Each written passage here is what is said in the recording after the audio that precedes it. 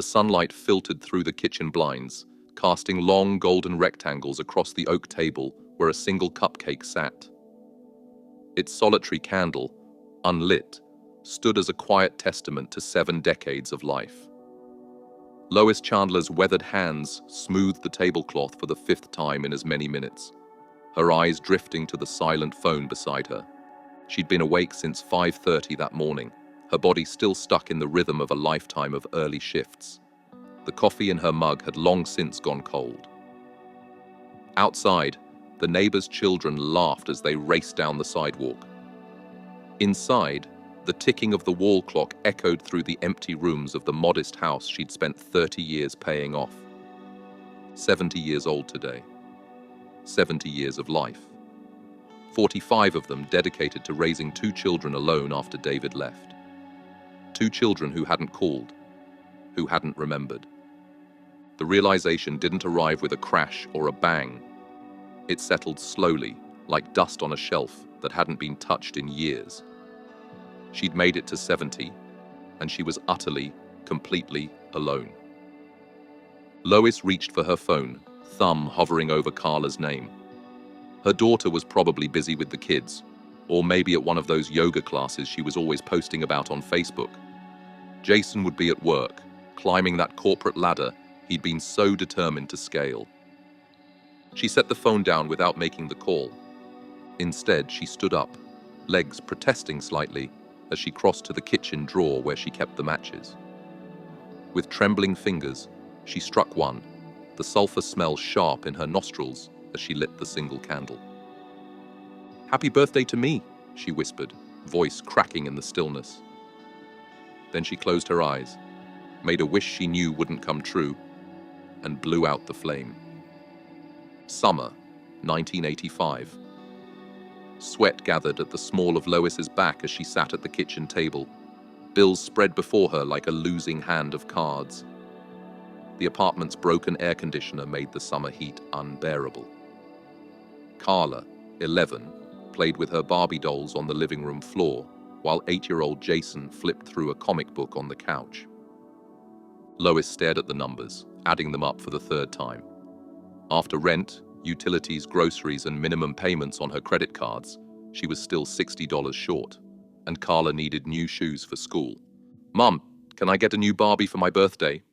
Carla called from the living room. "We'll see, honey," Lois replied, her fingers pressing against her temples.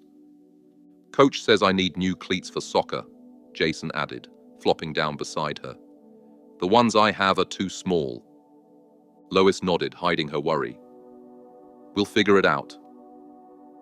That night, after both children were asleep, she called the diner around the corner and accepted the second job she'd been considering. 5 nights a week, 7 p.m. to midnight. Less time with her children, fewer bedtime stories, but enough extra money to cover their needs. It was the first of many sacrifices that would define her life as a mother. The kitchen hadn't changed much in 30 years. The same cabinets, though she'd painted them a soft blue a decade ago. The same linoleum floor, though it was worn in places now, especially by the sink where she'd stood countless hours washing dishes, preparing meals, packing lunches. Lois wiped a tear from her cheek, annoyed at her own sentimentality. 70 years old and crying over a forgotten birthday. Pathetic. She took the cupcake, scrapped the frosting off. Too sweet, and she needed to watch her sugar intake anyway, and threw it in the trash. Then she washed the little plate, dried it, and returned it to the cabinet. The day stretched before her, empty and long. She'd taken the day off from her volunteer work at the library, assuming, what? That her children would surprise her? That they'd arranged something special? The sound of the mail slot clacking open drew her attention. Bills, probably, or advertisements for hearing aids and funeral insurance. But among the usual stack of mail was a crisp white envelope, her name written in unfamiliar handwriting. Inside was a birthday card, signed by the staff at her doctor's office. A kind gesture from people who were paid to care about her. Lois set the card on the counter and picked up her phone again. This time, she didn't hesitate. She dialed Carla's number. 3 rings, then her daughter's voicemail. "Hi, you've reached Carla Whitfield. I can't come to the phone right now, but leave a message and I'll get back to you as soon as I can." "Hi, Carla. It's Mom." Lois paused, unsure what to say next. What was there to say? "It's my birthday and you forgot? I'm 70 years old and sitting alone in my kitchen? Just calling to say hello. Give the kids a hug from Grandma. Talk to you soon." She hung up and immediately dialed Jason. "This is Jason Chandler's phone. Please leave a message." This time, Lois didn't leave one. She set the phone down on the counter with such deliberate care it was almost funny. Here she was, 70 years old, alone, forgotten. After a lifetime of putting her children first, every decision, every dollar, every dream deferred. This was her reward. Silence. For the first time in years, maybe decades, Lois allowed herself to feel something dangerous. Resentment. Spring, 1997. Rain pelted the windows of their rented townhouse as Jason paced the living room. At 19, he was all lanky limbs and restlessness. A young man on the verge of independence, but still tethered to home. "Mom, this internship is my foot in the door. Do you know how many people apply for these positions? Hundreds, and I got one." "I know, Jason, and I'm so proud of you," Lois said, genuinely meaning it. Her son had always been driven, focused in a way his father never was. But New York is expensive. The stipend they're offering barely covers rent. "That's why I need your help," he said, sitting across from her. "Just for the summer, 3 months. Then I'll be back in school, and who knows? They might offer me a job after graduation." Lois looked down at her hands. At 43, she'd finally started putting money away for herself, a small emergency fund, and she'd just opened a retirement account. Not much in it yet, but it was a start. "How much do you need?" she asked, already knowing she'd give it to him. 3,000, Jason said quickly. "That should cover the difference between the stipend and what I'll need for the summer." $3,000, nearly all of her emergency fund. "I know it's a lot," Jason said, his voice dropping. "But think of it as an investment in my future. When I'm making 6 figures at some tech company, I'll pay you back 10 times over." Lois smiled despite herself. "I'm not asking for that. That's why I want to do it. You've sacrificed so much for us, Mom. Let me do this one thing, then I'll be able to take care of you." "Okay," she said finally. "I'll transfer the money tomorrow." Jason hugged her, his face bright with excitement. "Thank you, Mom. You won't regret it." And she didn't. Not when Jason graduated with honors and landed a job at a prestigious firm. Not when he moved to Chicago and started climbing the corporate ladder. The money was never paid back, but Lois told herself it didn't matter. Her son was successful and happy. That was repayment enough. The afternoon sun had shifted, no longer streaming through the kitchen window, but casting longer shadows across the backyard. Lois sat in her favorite chair in the living room, a photo album open on her lap. Her fingers traced the outline of a photo, Carla in her cap and gown at college graduation, beaming with pride. Next to it, a picture of Jason at his corporate promotion party, raising a glass while Lois stood awkwardly at the edge of the frame, invited as an afterthought. She flipped to an older image, Jason's law school graduation, the day she'd sat alone in the back row because he'd forgotten to save her a seat with the family. Page after page of memories, sacrifices made, milestones celebrated, a life spent in service to others. Fall, 2000. The apartment was small but clean, a 1-bedroom on the 2nd floor of a converted house. Carla spun in a circle in the empty living room, her arms outstretched. "It's perfect," she breathed. "My own place." Lois smiled, trying to ignore the knot of anxiety in her stomach. The security deposit and first month's rent had already wiped out what little she'd managed to save, after helping Jason with his internship. "We'll need to get you some furniture," Lois said, mentally calculating what she could put on her credit card without maxing it out. By the end of the day, they'd visited 3 thrift stores and a discount furniture outlet. Lois's credit card was maxed out, but Carla had a bed, a small couch, a coffee table, and a set of dishes. "I'll pay you back as soon as I get my first paycheck," Carla promised as they unloaded the last of the purchases. "Don't worry about it," Lois said automatically. "Just focus on doing well at your new job." "But Mom, it's not fair for you to pay for everything." For a moment, Lois felt seen, understood, but then she shook her head. "That's what mothers do, sweetheart. We figure it out." 6 months later, when Carla called in tears because she couldn't make rent after losing her job, Lois figured it out again, and again when Carla's car needed repairs, and again when Carla decided to go back to school. Each time, Lois told herself it was temporary. Each time, she put her own needs on hold.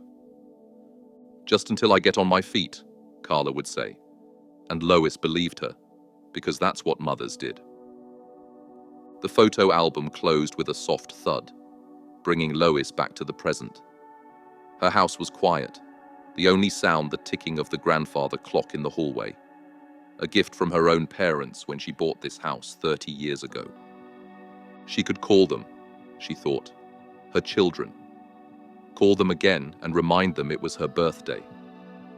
Carla would be apologetic, full of excuses about how busy she was with the kids and her part-time job at the real estate office. Jason would be distracted, probably taking the call while multitasking something else, his voice distant with the particular distraction of someone who had more important things to do. Instead, Lois stood up, her knees cracking slightly, and walked to her desk in the corner of the living room. She opened the drawer and pulled out a folder labeled Trip Ideas. Inside were brochures and printouts, images of the Grand Canyon at sunset, the blue waters of the Caribbean, the stone streets of European villages. For years, she'd been collecting these, adding to the folder whenever she came across a place that sparked her imagination. A someday folder, a maybe folder. She'd planned to go somewhere special for her 70th birthday, had mentioned it to both Carla and Jason last Christmas. "I'm thinking of taking a trip for my big birthday," she'd said casually over dessert. "Maybe you two could help me decide where." "That sounds nice, Mum," Carla had replied, then immediately turned her attention back to her own children, mediating a dispute over who got the last slice of pie. "Good for you," Jason had said, more sincerely. "You deserve it after all these years of taking care of everyone else." But neither had followed up. And when Lois had looked at her finances in February, she'd realized that a trip, any trip, was out of her reach. Between helping Carla with the down payment on her house 3 years ago and co-signing for Jason's eldest daughter's student loans last year, her savings had dwindled to almost nothing.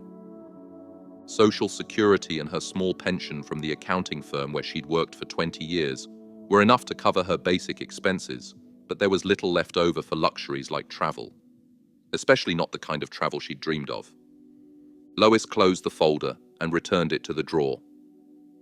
Then, almost without thinking about it, she picked up the phone again and dialed a number she'd saved months ago, but never called.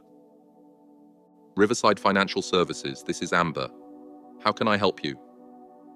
"Hi," Lois said, her voice steadier than she expected.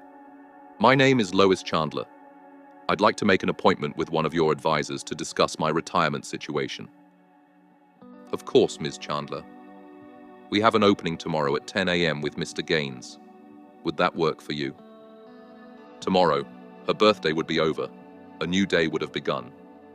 "Yes," Lois said firmly. "That would be perfect." Mr. Gaines was younger than Lois had expected, probably in his mid-40s. His office was warm and inviting, with plants in the corners and family photos on his desk. He greeted her with a firm handshake and a genuine smile. "What brings you in today, Ms. Chandler?" he asked after they were settled, Lois in a comfortable chair across from his desk. "I turned 70 yesterday," Lois began, surprised at how steady her voice remained. "And I realized that I'm not where I thought I'd be at this age. Financially, I mean." Mr. Gaines nodded, his expression neutral but attentive. "Many people find themselves in that situation. Can you tell me a bit more about your current financial picture?" For the next 20 minutes, Lois laid out her situation, her income from Social Security and her pension, her expenses, the equity in her home, her depleted savings. She explained about the loan she'd co-signed, the down payments she'd gifted, the countless times she'd reached into her own pockets to help her children. As she spoke, she felt a weight lifting. There was no judgment in Mr. Gaines's eyes, only understanding and a professional assessment of the facts. "Ms. Chandler," he said when she finished, "first, let me say that your dedication to your family is admirable. Many parents want to help their children succeed." "But," Lois prompted, hearing the unspoken word. "But," he acknowledged with a small smile, "there's a fine line between helping and enabling. And from what you've described, it sounds like you've crossed that line several times." The word enabling hung in the air between them. Lois had heard it before, on talk shows and in magazine articles. She'd never thought it applied to her. "I'm not sure I understand," she said, though a part of her did. "Financial enabling occurs when we repeatedly bail others out of their money problems, removing the natural consequences of their actions and preventing them from developing their own financial skills," Mr. Gaines explained gently. "Over time, it creates a dependency. They come to expect that you'll always be there to help, and they don't learn to manage on their own." Lois thought about Carla's repeated calls for help with rent, about Jason's assumption that she would co-sign his daughter's loans. "I just wanted to help them," she said softly. "That's what mothers do."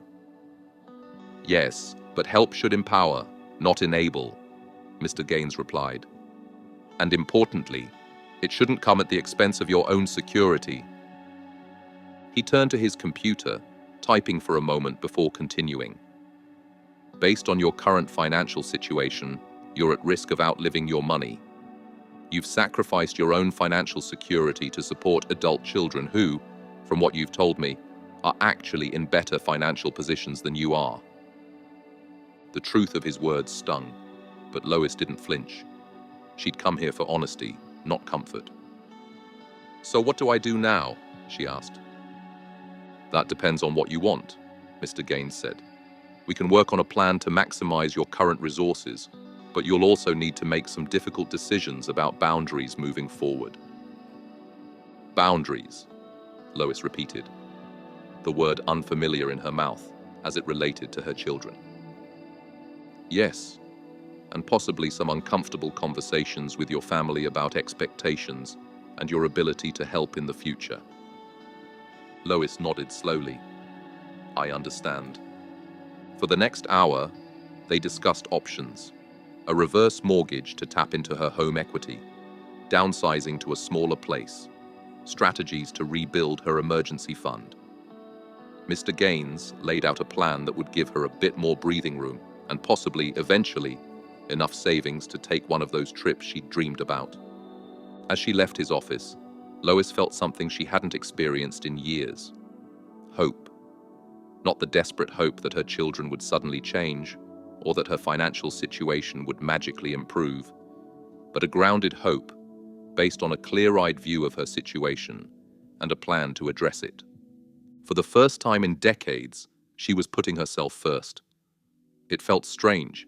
It felt necessary. It felt right. The call came as Lois was preparing dinner, 3 days after her birthday. Carla's name flashed on the screen of her phone. "Mom, I'm so sorry," Carla said as soon as Lois answered. "I completely forgot your birthday. Life has been so crazy with the kids and work, and—" "It's okay," Lois interrupted, surprising herself with how much she meant it. I understand you're busy. No, it's not okay, Carla insisted. You never forgot my birthday, not once in 35 years.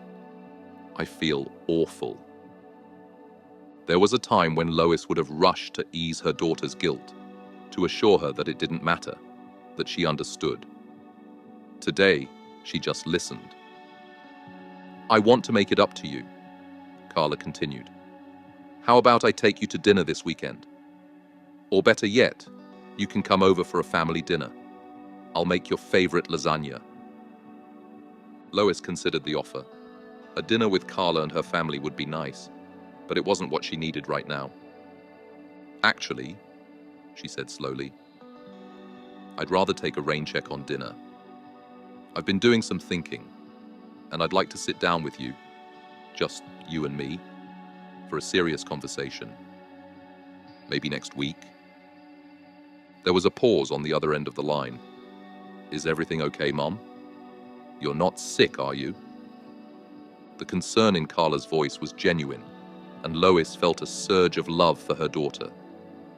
No matter what had happened, what boundaries needed to be set, Carla was still her child. I'm fine, health-wise, Lois assured her. I just think it's time we had a talk about some things. You're scaring me a little, Carla admitted. No need to be scared, Lois said gently. It's just time for some changes. After they hung up, Lois called Jason. The conversation followed a similar pattern. Apologies for forgetting her birthday. Offers to make it up to her. Concern when she requested a serious talk. Both calls left her emotionally drained, but resolved. The conversations ahead would be difficult, but necessary. 1 week later, Lois sat across from Carla at a quiet coffee shop. Her daughter looked tired, the lines around her eyes more pronounced than Lois remembered. Working part-time while raising 3 children wasn't easy. Lois knew that better than most. So what's this all about, Mum? Carla asked after they'd exchanged pleasantries and ordered their drinks. You've been very mysterious. Lois took a deep breath. She'd rehearsed this conversation a dozen times in her head, but now that the moment was here, she found herself hesitating. I've been doing some thinking since my birthday, she began carefully. About my life, my choices, and where I find myself at 70. Carla nodded, eyes attentive. I realize something important, Lois continued. I've spent so much of my life taking care of other people, you and Jason especially, that I never really learned to take care of myself. Mom, you take great care of yourself, Carla protested. You eat well, you exercise, you volunteer. I'm not talking about my health, Lois interrupted gently. I'm talking about my financial and emotional well-being. She took a sip of her coffee, gathering her thoughts. Did you know that I had to cancel a trip I'd been planning for my 70th birthday? A trip I'd been dreaming about for years? Carla's brow furrowed. No, you never mentioned a trip. Where were you going to go? That's just it. I couldn't go anywhere. I didn't have the money. But you always said you were fine financially, Carla said, confusion evident in her voice. I am fine in the sense that I can pay my bills, Lois explained. But I'm not fine in the sense of having savings or discretionary income, or the ability to fulfill lifelong dreams like seeing the Grand Canyon or visiting Europe. Understanding began to dawn on Carla's face. Is this about the money I've borrowed over the years? Because I can start paying you back. Lois held up a hand. This isn't about getting paid back. It's about something much more important. It's about patterns and expectations we've created in our family. She leaned forward, making sure Carla was really listening. Every time you've had a financial emergency, or even just a financial want, who have you called first? Carla looked down at her coffee. You, she admitted quietly. And I've always come through, haven't I? Even when it meant dipping into my retirement savings or putting expenses on credit cards. I didn't know you were doing that. Carla said, distress evident in her voice. You always made it seem like it was no problem. Because that's what I thought mothers were supposed to do, Lois said, her voice gentle but firm. I thought being a good mother meant always saying yes, always putting your needs before mine. But I was wrong. Mom dash. Let me finish, please, Lois said. I'm not blaming you, Carla. I'm the one who created this dynamic. I'm the one who taught you that Mom was an endless resource who would always bail you out. And in doing so, I robbed both of us. Robbed us, Carla echoed, confused. I robbed you of the chance to develop financial independence and resilience. And I robbed myself of security in my old age and the ability to fulfill my own dreams. Carla was silent for a long moment, processing what Lois had said. So, what are you saying? That you won't help us anymore? The question was direct, almost challenging, but Lois didn't flinch. I'm saying that things need to change. I'm saying that at 70 years old, I need to start putting myself first sometimes.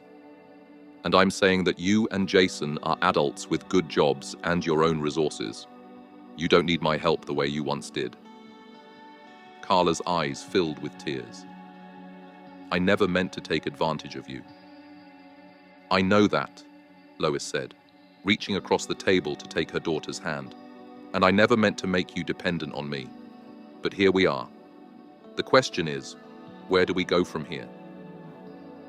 They talked for another hour, the conversation moving from painful admissions to tentative plans for the future. Lois explained her new financial boundaries. No more loans, no more bailouts. Carla listened, sometimes nodding, sometimes questioning, but ultimately accepting. I had a similar conversation with Jason yesterday, Lois said as they prepared to leave. He was surprised, but I think he understood.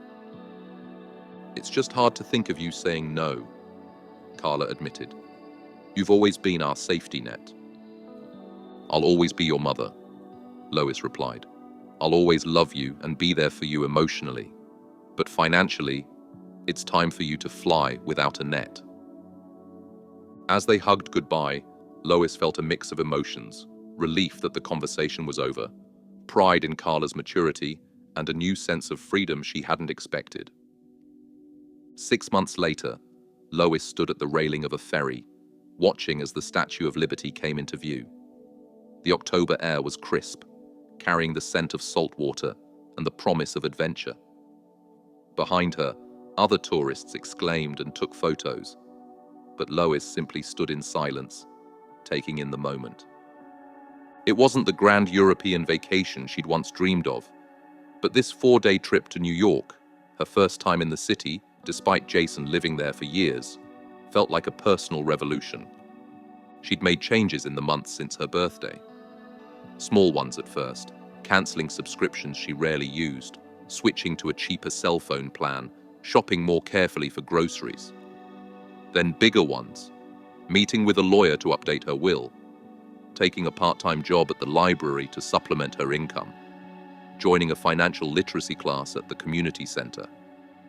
The most significant change, though, was in her relationships with her children. The boundaries she'd set had been tested.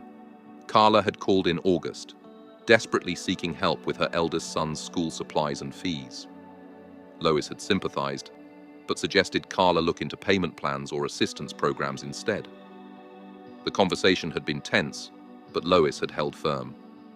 And surprisingly, Carla had figured it out on her own, had even called back a week later to proudly announce that she'd worked out a solution without going into debt.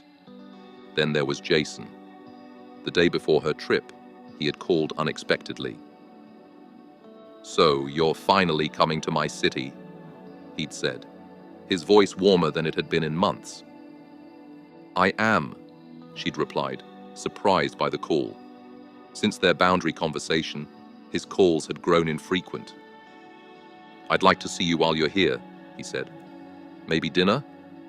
"My treat." "I'd like that," Lois had answered, feeling a small bridge being rebuilt. "Mom." he'd added after a pause. I've been thinking about what you said, about enabling and boundaries. I didn't handle it well at first, but I get it now, and I'm proud of you. He'd surprised her further by adding, last week, Melissa asked me for help with a car down payment. Instead of just writing a check, I helped her make a budget and savings plan. Learned that from you, the new you. The memory of those words warmed her now as the ferry approached the dock. Her phone buzzed with a text from Carla. Hope you're having an amazing time in New York. The kids and I can't wait to hear all about it on Sunday dinner. Love you, Mom. Lois smiled as she typed her reply, then checked the time. Jason would be meeting her for dinner in a few hours. His treat, at a restaurant of her choosing. As she stepped off the ferry onto solid ground, Lois felt something she hadn't experienced in years. Pride in herself. Not pride in her children's accomplishments or in her role as their supporter, but genuine pride in her own choices, her own strength. At 70 years and 6 months old, Lois Chandler was finally learning to put herself first. And far from the guilt she'd expected to feel, she found herself filled with a sense of peace and possibility. She'd given her children the best years of her life. Now, she was reclaiming what remained for herself, with her children by her side, not as dependents, but as equals. It was never about the money, not really. It was about the patterns we create, the expectations we cultivate, and the ways we define love. For too many parents, love becomes measured in dollars given, in financial sacrifices made, in dreams deferred.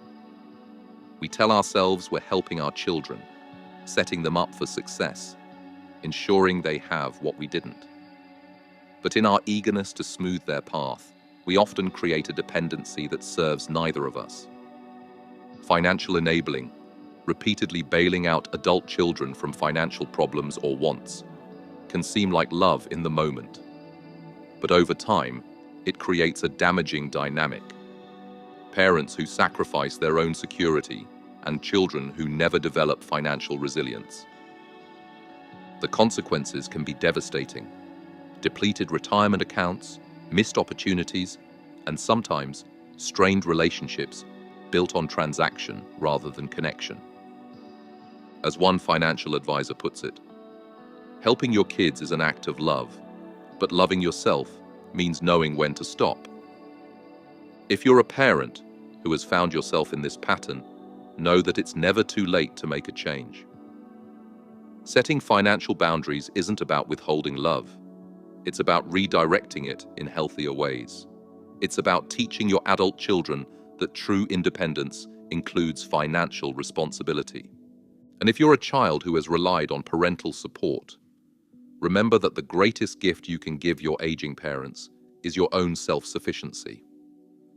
Allow them the freedom to enjoy their later years without worry, to pursue their own dreams after decades of putting yours first.